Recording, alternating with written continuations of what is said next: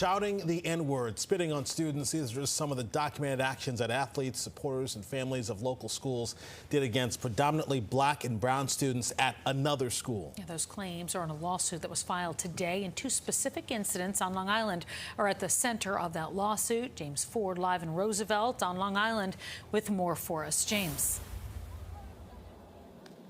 And that lawsuit began with this notice of claim filed today. Among the things it mentions is when the basketball players from this school were introduced at an away game.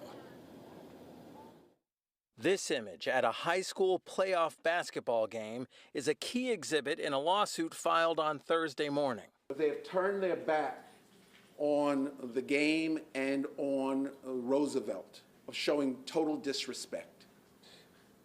It's though you do not exist.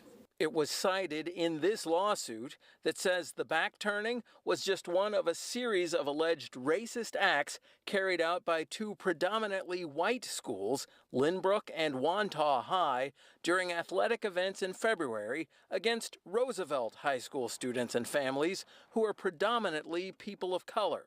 The N-word and "Who's your daddy?" were among the racially charged insults repeatedly shouted at Roosevelt basketball players and cheerleaders, according to written statements filed by Roosevelt students. Not a single thing happened with regard to the referees. Where's somebody in that audience, a white parent, to say, I wouldn't want my child to be treated like that. I want my child to be raised better. Get your butt over here and sit down. What are you doing? That's Darlene Garlington, a psychologist whose 11 books deal in part with the effects of hateful acts on young people. She referenced this. After the game, which Wantagh won, this happened. It's supposed to be the handshaking of the teams. Students, the coaches felt unsafe. A mob was created.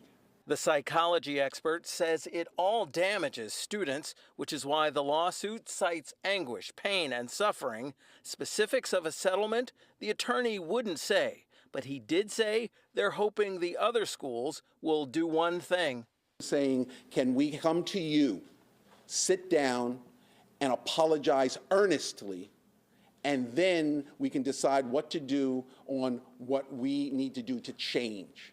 For their part, the Wantagh and Lynbrook school districts comment through the same public relations firm, which says, quote, the district does not comment on pending litigation.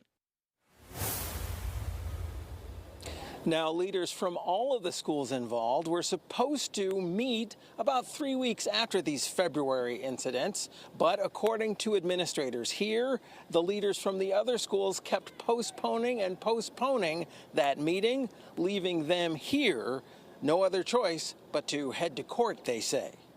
Reporting live from Roosevelt on Long Island, I'm James Ford, Pix 11 News.